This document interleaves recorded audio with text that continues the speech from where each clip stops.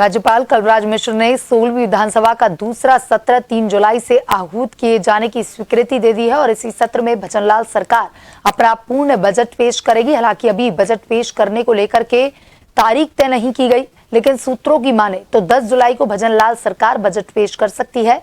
Budget को लेकर वित्त विभाग ने अपनी तैयारी भी तेज कर दी है। बजट आम जनता से जुड़ा हो, इसके लिए अलग अलग वर्गों से सुझाव भी लिए जा रहे हैं। बता दें कि भजनलाल सरकार ने फरवरी में लोकसभा चुनाव के मद्देनजर पूर्णकालिक बजट की जगह लेखा अनुदान सदन में पेश कर पारित भी करवाया गया था।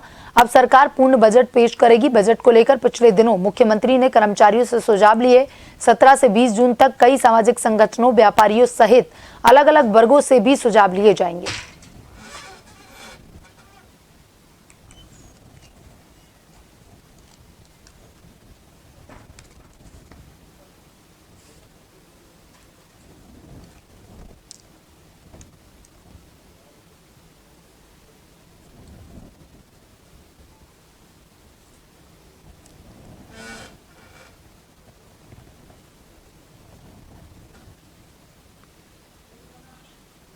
राज्यपाल कलराज मिश्र ने 16वीं विधानसभा का दूसरे सत्र 3 जुलाई से आहूत किए जाने की स्वीकृति दे दी है और इसी सत्र में भजनलाल सरकार अपना पूर्ण बजट भी पेश करेगी।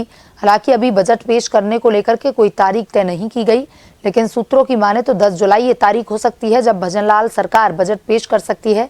बजट को लेकर वित्त विभाग ने अपनी तैयारियों को तेज कर दिया है। बजट आम जनता से जुड़ा हो, इसके लिए अलग अलग वर्गों से सुझाव भी लिए गए थे।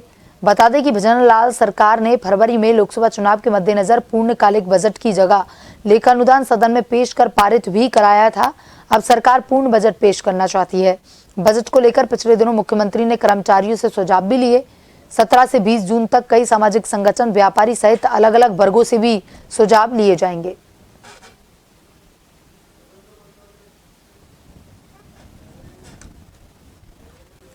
और इसी खबर पर ज्यादा जानकारी के साथ हमारे संवाददाता योगेंद्र पंचोली फोन लाइन पर जुड़ चुके हैं। योगेंद्र, 16वीं विधानसभा का ये सत्र जो कि 3 जुलाई से आहूत किया जाना है, इसका राज्यपाल ने भी अब जो है स्वीकृति दे दिया है इसके लिए, और साथ ही ये बात भी सामने आ रही है कि 10 जुलाई को, खैर अभी तारीख जो है वो तय नहीं हो पाई है, लेकिन 10 जुलाई ये तारीख बताई जा रही है जब सीएम बजट भी पेश कर सकते हैं।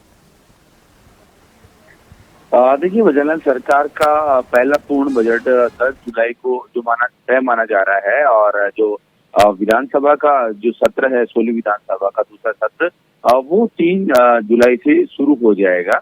और इस बार क्योंकि इसको सत्र को लेकर राज्यपाल कलराज मिश्र ने स्वीकृति भी दे दी है और मुख्यमंत्री ने उनसे मुलाकात भी की थी और विधानसभा अध्यक्ष भी मुख्यमंत्री से मिल चुके हैं। तमाम तैयारियों को अमलीजामा पहनाया जा रहा है, लेकिन मोटे तौर पर क्योंकि ये बजट इसलिए भी खास है क्योंकि इस बार ये पूर्ण बजट होने वाला है इस सत्र में।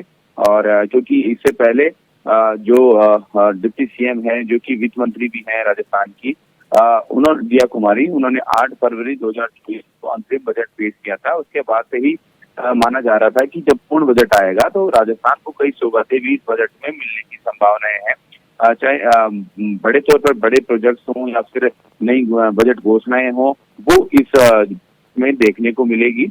और इस बार इसके अलावा भी चीजें रखी गई हैं जिसमें जो पूरा सदन है उसको पेपरलेस करने का प्रयास इस बार रहेगा, क्योंकि पहले घोषणाएं की गई थी। क्योंकि वेस्टेज ऑफ जब पेपर का उसमें जरूरत होती है, लेकिन तमाम जो चीजें हैं ऑनलाइन रहेगी। तमाम जो विधायक हैं उन्हें 2-2 लैपटॉप दिए गए हैं और उन लैपटॉप्स के माध्यम से ही वो सारी चीजें पेपरलेस प्रावधान के तौर पे ही करेंगे।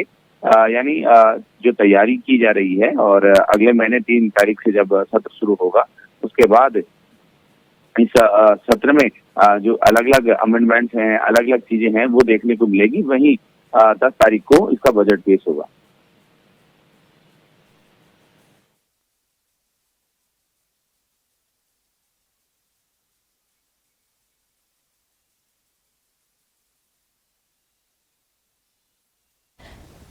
योगेंद्र, 25 सीटें जीतने का जो दावा राजस्थान में किया जा रहा था वो कहीं ना कहीं बीजेपी उससे चूक गई और 14 सीटों पर ही सिमट कर रह गई।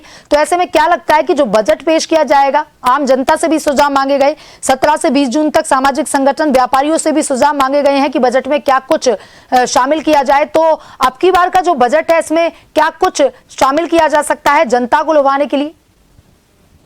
देखिए, जब भी बजट आता है, राज्य सरकार अपना वार्षिक बजट पेश करती है। पहले तमाम जो लोग होते हैं, अलग अलग वर्ग होता है, वर्ग से जुड़े हुए सामाजिक संगठन होते हैं, व्यापारिक संगठन होते हैं। इसके अलावा तमाम जो फील्ड है, चाहे मेडिकल फील्ड से जुड़े हुए लोग हैं या फिर स्टूडेंट्स हैं, तमाम लोगों से मुख्यमंत्री अपने स्तर पर सुझाव लेते हैं। और ये जो प्रक्रिया है, जो भी मुख्यमंत्री होते हैं और जो भी अपना बजट पेश करते हैं हर साल, ये एक प्रक्रिया है जहां पर अलग अलग वर्गों से सुझाव लिए जाते हैं। उस सुझाव के आधार पर ही जो बजट होता है उसे अंतिम रूप दिया जाता है। और खासकर जिस तरह से आपका सवाल भी था कि राजस्थान में जिस तरह से 2 चुनावों में जहां 25 की 25 सीटें बीजेपी ने जीती, लेकिन इस बार केवल यहाँ 11 सीटें बीजेपी को गंवानी पड़ी, केवल 14 सीटों पर ही बीजेपी को संतोष करना पड़ा।